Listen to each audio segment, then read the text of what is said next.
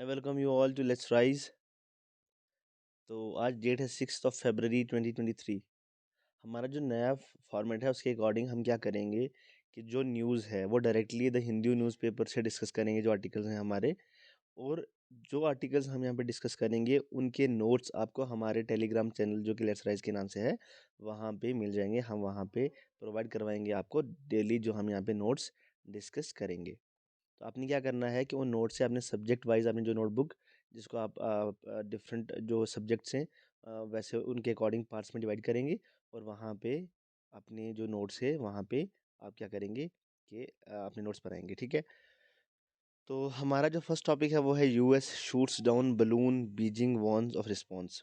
इसमें जो हमारे लिए जानने की ज़रूरत है, देखिए थोड़ा अवेयरनेस के लिए ये न्यूज़ ज़रूरी है कि अभी जो एक बलून आप कह सकते हैं उसे जो according to the US military वो एक स्पाई बलून था।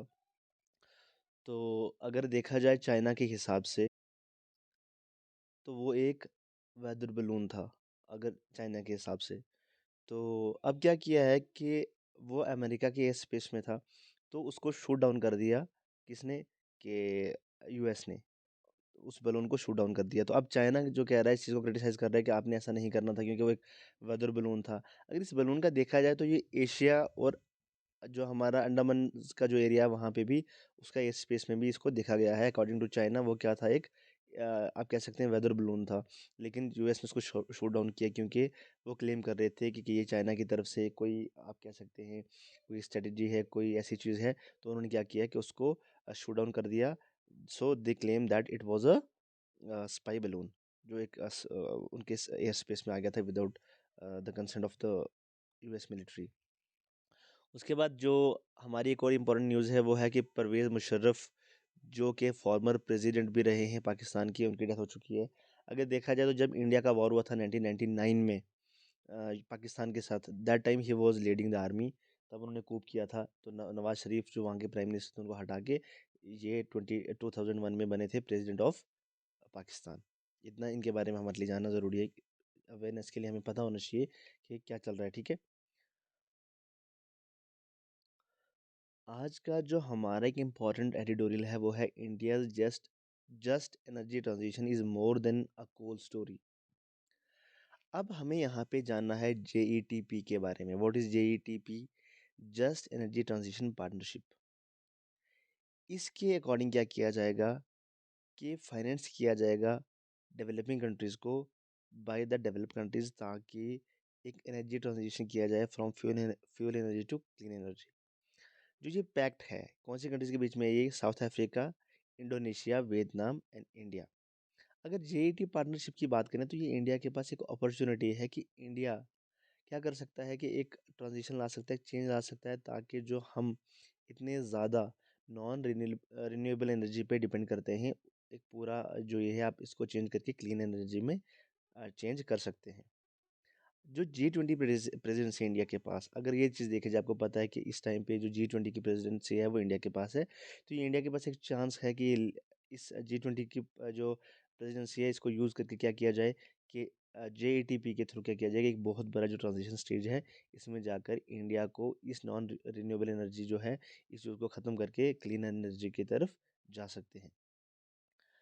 तो अगर बात करें हम इंडिया की, जो इंडिया का कमिटमेंट है क्लीन एनर्जी के हिसाब से, तो क्या जो हमारा टारगेट है वो है 500 gigawatt of non fossil, including 450 gigawatt renewable energy and the capacity addition and 43% repurchase obligation by 2030।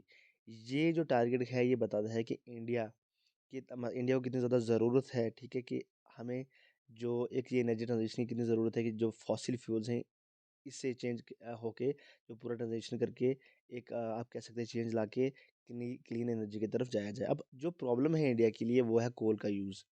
इस वक़्त अगर India is one of the leading producer of coal, at the same time India is one of the largest importer of coal. क्यों? क्योंकि हम ज़्यादा से ज़्यादा जो हमारी इलेक्ट्रिसिटी प्रोड्यूस करते हैं, जनरेट करते हैं थर्मल पावर प्लांट से, वो करते हैं कोल का यूज़ करके। मतलब 60 टू 70% जो है यहाँ पे कोल का यूज़ होता है for the generation of electricity या जितनी भी हम एनर्जी जो है जिस पे हम डिपेंड हैं वो कहाँ से आती है, कोल से आती है। तो अगर हमें ऐसे स्टेप्स हम नहीं लेंगे तो हमारे लिए बहुत it is close to impossible कि हम ये पूरा जो ट्रांजिशन स्टेट है इसको जो ट्रांजिशन स्टेज है इसको हम कंप्लीट कर सकें और इस फॉसिल फ्यूल एनर्जी से हम क्या कर सकें, क्लीन एनर्जी की तरफ आ सकें। उसके लिए हमें क्या है, ज़्यादा से ज़्यादा मेहनत करने की ज़रूरत है कि तो ऐसे प्रोजेक्ट्स जो हैं जैसे JATP है, ठीक है, ये एक बहुत अच्छा अपॉर्चुनिटी है इंडिया के पास इस प्रॉब्लम से जो है आप इस प्रॉब्लम का सॉल्यूशन ढूँढने के लिए। अब आपने देखा होगा या सुना होगा न्यूज़ में कि जो चाइल्ड मैरिज का इश्यू चल रहा है। अब असम में क्या हुआ कि बहुत सारे ऐसे लड़कों को अरेस्ट किया गया है, जिन्होंने क्या किया था कि जिनका जो था चाइल्ड मैरिज का इश्यू था। फॉर एग्ज़ाम्पल कि आपको जैसे हमारे लिए यहाँ पे जो चीज़ जानना ज़रूरी है कि इसके नोट्स की ज़रूरत भी नहीं है हमें। हमें अवेयरनेस होनी चाहिए कि जो चाइल्ड मैरिज है वो किस एक्ट के अंडर आता है। जैसे आपको पता है ये पॉक्सो एक्ट के अंडर आता है। तो अगर बात की जाए लीगल एज की, जो मैरिज एज है इंडिया में वो है for the man it is 21 years old, 21 years. और अगर लड़कियों की बात की जाए वीमेन तो उनके लिए कितनी है, गर्ल्स के लिए वो कितनी है, वो है 18 ईयर्स। तो अगर इस एज से कम के मतलब फॉर एग्जांपल अगर जो लड़का है वो 21 ईयर से कम है और लड़की जो है 18 ईयर से कम है तो उसको कंसिडर किया जाएगा चाइल्ड मैरिज।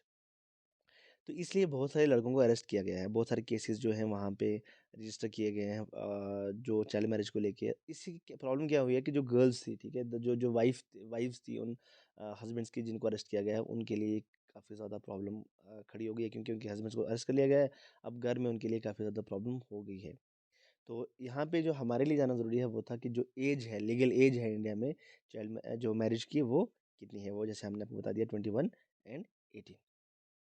देखिए जो ये कोलेजियम सिस्टम और आप कह सकते हैं जो NJAC के बीच में जो यूनियन गवर्नमेंट, आप कह सकते हैं गवर्नमेंट और जुडिशरी के बीच में जो एक कन्फ्यूजन, जो एक प्रॉब्लम चल रही थी कि कोलेजियम सिस्टम को ही रखा जाए या फिर NJAC से उसको रिप्लेस किया जाए। तो इसमें अब एक जो है हमने इसको बहुत बार एडिटोरियल हैं आए हैं, हमने इसको बहुत बार डिस्कस भी किया है। तो यहाँ पे जैसे नए 5 जजेस को अपॉइंटमेंट किया गया है सुप्रीम कोर्ट में थ्रू द कोलिजियम। तो यहाँ पे ये आर्टिकल ये बताता है कि यहाँ पे आप कह सकते हैं that the collegium has prevail over union government. तो अब इस पे अभी चर्चा चल रही है, ये कन्फ्यूजन बहुत ज़्यादा, आप रोज़ न्यूज़ में ये चीज़ सुनते होंगे कोलिजियम वर्सेस NJAC। तो इससे क्या किया जाएगा, नेक्स्ट ऐसा कोई भी डेवलपमेंट होगा तो हम डिस्कस करेंगे। पर ये मैंने आपको इसलिए यहाँ पे मेंशन किया है कि आपको रिवीजन हो जाए कि जो प्रॉब्लम चल रहा है अभी फिलहाल, उसका जब कोई सोल्यूशन आएगा तो हम उसको डिस्कस करेंगे। फिलहाल इतना ही। आपने क्या करना है कि हमारे टेलीग्राम चैनल को ज्वाइन करना है, ताकि जो नोट्स हैं बिल्कुल हम शॉर्ट नोट्स बनाएंगे बिल्कुल पॉइंट्स में, ताकि हमें अवेयरनेस रहे और रिवीजन करने में हम हमारे लिए क्या हो जाए, इजी हो जाए। हम नोट्स बनाएंगे और उनको प्रोवाइड करवाएंगे आपको। टेलीग्राम चैनल है जो हमारा, वहाँ पे आप क्या करें, हमारे टेलीग्राम चैनल को ज्वाइन करें और वीडियो को ज़्यादा से ज़्यादा शेयर करें। अगर कोई आपको ऐसा प्रॉब्लम आती है आप हमें कमेंट सेक्शन में बता सकते हैं। उसके बाद क्या करें, चैनल को सब्सक्राइब करें और वीडियो को ज़्यादा से ज़्यादा शेयर करें। Thank you so much and take care.